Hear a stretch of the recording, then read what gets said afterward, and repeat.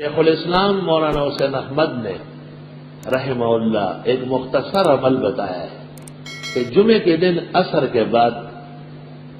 3 مرتبہ سورۃ فاتحہ، 3 مرتبہ آیت الکرسی، 25 مرتبہ آیت کریمہ، اخیر میں 11 مرتبہ درود ابراہیمی پڑھ کر دعا مانگی جائے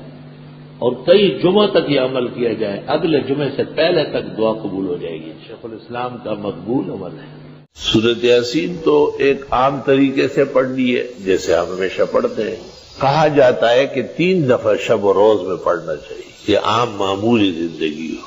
اور کبھی کبھی اچانک کوئی تکلیف یا گرانی محسوس ہوتی ہو تو دعا مانگے یا لکھی ہوئی دعا ہو شروع میں، پھر سورۃ یاسین شروع کرے اور ہر مبین پر رک کے وہ دعا مانگے، پھر سرے سے شروع کرے،